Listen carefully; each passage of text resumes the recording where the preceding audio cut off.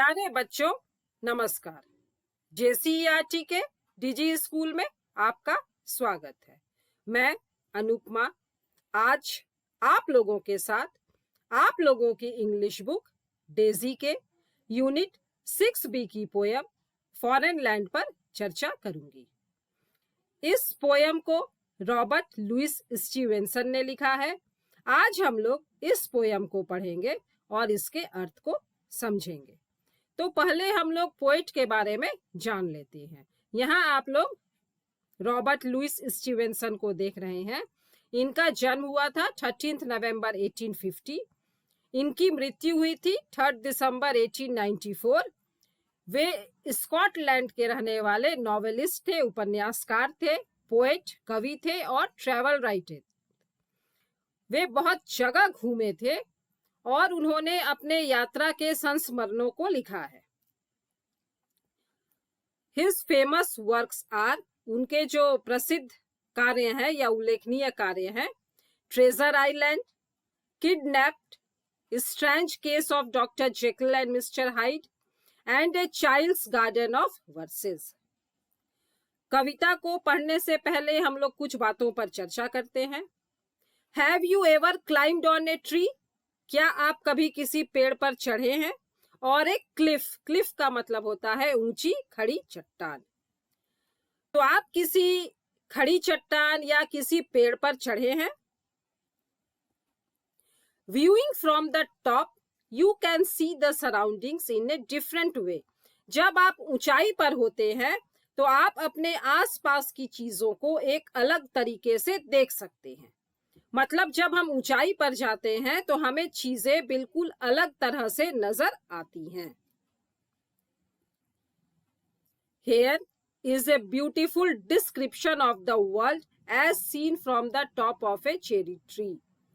तो इस पोयम में बताया गया है कि चेरी वृक्ष के ऊपर से दुनिया कैसी दिखती है और उसी का एक सुंदर चित्रण किया गया है। Read and enjoy the poem. चलिए हम लोग पोयम को पढ़ते हैं और उसका आनंद लेते हैं। Up into the cherry tree, who should climb but little me? Cherry वृक्ष के ऊपर कौन चढ़ सकता है पर मैं चढ़ा। यहाँ मैं का मतलब है पोएट। तो पोएट कहते हैं, पोएट जो कि एक बच्चा है, वह कहता है कि चेरी वृक्ष के ऊपर कौन चढ़ सकता है, लेकिन मैं छोटा सा बच्चा चढ़ा। I held the trunk with both my hands. और अब बच्चा बता रहा है कि वह कैसे उस ऊंचे पेड़ पर चढ़ा। तो उस बच्चा कहता है कि मैंने अपने दोनों हाथों से ट्रंक को पकड़ा। ट्रंक का मतलब होता है पेड़ का तना। तो मैंने अपने दोनों हाथों से पेड़ के तने को पकड़ा, जैसा कि आप लोग यहाँ पर चित्र में देख रहे हैं।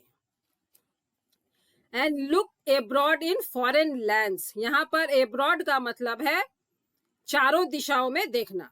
तो बच्चा जब पेड़ के ऊपर चढ़ गया तो वह चारों दिशाओं में देखने लगा और उसे जो दुनिया देखने को मिली वह बिल्कुल ही अलग दुनिया थी। तो यहाँ पर पोएट ने यह बताने की कोशिश की है कि जब हम लोग ऊंचाई पर पहुंच जाते हैं तो हमें एक अलग दुनिया दिखाई देती है और दुनिया को देखने का हमारा नजरिया ही अलग हो जाता है। अब चलिए देखते हैं कि बच्चे ने ऊपर से क्या क्या देखा। I saw the next door garden lie, adorned with flowers before my eye. Adorned का मतलब डेकोरेटेड या सुशोभित। तो बच्चा देखता है कि उसके बगल में ही, उसके आगे में ही एक बहुत ही खूबसूरत बगीचा है जिसमें कि तरह तरह के फूल खिले हुए हैं। वह बगीचा फूलों से सजा हुआ है। And many pleasant places more that I had never seen before. और बहुत सारे ऐसे सुखद रुचिकर स्थान भी हैं जो कि उसने पहले कभी नहीं देखे थे। तो यहाँ पर पोएट ने यह बताया है कि जब हम ऊंची जगह पर जाते हैं, मतलब जब हम जीवन में ऊंचाई पर जाते हैं तो हम बहुत सारे नए नए वस्तुओं को देखते हैं। वे चीजें जो मैंने पहले कभी नहीं देखी थी, जो मुझे नीचे से नजर नहीं आती हैं, वह हम ऊंचाई पर जाकर के देख सकते हैं। मतलब एक अलग ही दुनिया को देख सकते हैं। I saw the dimpling river pass and be the sky's blue looking glass. तो अब बच्चा थोड़ा बड़ा हो गया है और वह बताता है कि डिम्पलिंग रिवर, बच्चों बहुत बार आप लोगों ने देखा है कि व्यक्ति जब हंसता है तो उसके गाल पर गड्ढे पड़ते हैं, डिम्पल पड़ते हैं, तो उसी तरह नदियों में भी इस तरह से गड्ढे पड़ते हैं जिसे गर्त कहा जाता है। तो बच्चा कहता है मैंने देखा, I saw the dimpling river pass, मतलब एक नदी बह रही है जिसमें और ऊपर में खुला नीला आकाश है और आकाश जो है वह बिल्कुल साफ है और उसका प्रतिबिंब, रिफ्लेक्शन नदी के पानी में दिखाई दे रहा है। जैसा कि आप लोग यहाँ पर देख रहे हैं, नीले आकाश का प्रतिबिंब नदी के पानी में दिखाई दे रहा है। लुकिंग ग्लास का मतलब होता है दर्पण। तो नदी के पानी में नीला आकाश दर्पण की तरह ही दिखाई दे रहा है। The dusty roads go up and down with people tramping into town.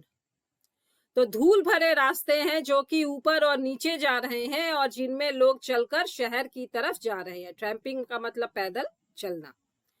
तो यहाँ पर कवि ने कल्पना की है या यह बताया है कि जीवन में हमेशा उतार और चढ़ाव आते रहता है, लेकिन फिर भी हमें हमेशा आगे ही बढ़ते रहना चाहिए, उन रास्तों पर चलते रहना चाहिए, रुकना नहीं चाहिए। और शहर की तरफ जा रहे हैं से कवि का तात्पर्य है कि अच्छे जीवन की तरफ जा रहे हैं। If I could find a higher tree, farther and farther I should see. यदि मुझे एक ऊंचा पेड़ मिल जाता तो मैं और आगे देख लूंगा। तो यहाँ पर बच्चा कह रहा है कि मैं अभी जिस पेड़ पर हूं, यदि मैं उससे भी ऊंचे पेड़ पर चढ़ूं या मुझे उससे भी ऊंचा पेड़ मिले तो मैं दुनिया को और बड़े रूप में देख सकता हूं। To where the grown-up river slips into the sea among the ships. जहां पर नदियां आगे बढ़ती हुई समुद्र में मिलती हैं, वह समुद्र जहां पर बहुत सारे जहाज होते हैं। मतलब जब मैं और ऊंचाई पर जाऊंगा तो मैं नदियों के मुहाने को भी देख पाऊंगा, मतलब जहां नदियां समुद्र से मिल रही होंगी और समुद्र जो कि बहुत बड़ा होता है, बहुत विशाल होता है और जहां पर बहुत सारे जहाज होते हैं। तो यहाँ पर कवि ने एक बहुत बड़ी दुनिया की कल्पना की है कि जब हम और ऊंचाई पर जाते हैं, मतलब हम जीवन में जब और आगे बढ़ते हैं तो हमारे सामने पूरी खुला आकाश रहता है, पूरी बड़ी दुनिया रहती है और हम उस दुनिया में बहुत कुछ कर सकते हैं, बहुत आगे बढ़ सकते हैं। इसीलिए कवि यहाँ पर कहते हैं कि हमें हमेशा आगे ही बढ़ते रहना चाहिए। तो बच्चों, यह कविता जो है यह एक छोटे बच्चे की कल्पना है। वह बच्चा अपनी कल्पना में दुनिया को किस तरह से देखता है और कल्पना करता है कि जब वह बड़ा होगा तो वह और क्या कर सकता है, इसी का वर्णन कवि ने इस कविता में किया है। और साथ ही हमें बताया भी है कि जीवन में हमेशा उतार चढ़ाव आते रहते हैं, लेकिन हमें हमेशा आगे बढ़ते रहना चाहिए, ऊंचाई पर चढ़ते रहना चाहिए। और जब हम जीवन में बहुत आगे बढ़ते हैं, बहुत ऊंचे पर चले जाते हैं, तो हम एक बिल्कुल ही नए नजरिए से दुनिया को देख पाते हैं। वह दुनिया जो हमारी पुरानी दुनिया से बिल्कुल ही अलग होती है। To where the roads on either hand lead onward into fairyland. जहां पर एक तरफ रास्ता है जो परियों की दुनिया की तरफ ले जाता हो। यहाँ पर बच्चा कल्पना कर रहा है कि एक रास्ता है जो हमें परियों की दुनिया की तरफ ले जाता है। परियों की दुनिया मतलब वह दुनिया जिसे हम अपनी कल्पना में देखते हैं या वह दुनिया जिसे हम चाहते हैं। Where all the children dine at 5 and all the playthings come alive. जहां सभी बच्चे 5 बजे भोजन करते हो, जहां सभी खेलने की चीजें सजीव हो जाए। डाइन का मतलब होता है भोजन करना। जहां पर बच्चे 5 बजे ही भोजन कर लेते हैं, मतलब बहुत ही जल्दी भोजन खत्म कर लेते हैं और उसके बाद खेलते हैं, और जहां उनके जितने भी खिलौने हैं वे सभी एलाइव हो जाते हैं, सजीव हो जाते हैं। तो इस तरह से बच्चों, यह कविता बहुत ही सुंदर है और इसमें एक बच्चे की कल्पना का बहुत ही खूबसूरत वर्णन कवि ने किया है। मुझे उम्मीद है बच्चों यह कविता आप लोगों को बहुत ही अच्छी तरह से समझ में आ गई होगी। तो चलिए अब हम लोग एक बार पूरी कविता को पढ़ लेते हैं। Up into the cherry tree, who should climb but little me? I held the trunk with both my hands and looked abroad in foreign lands.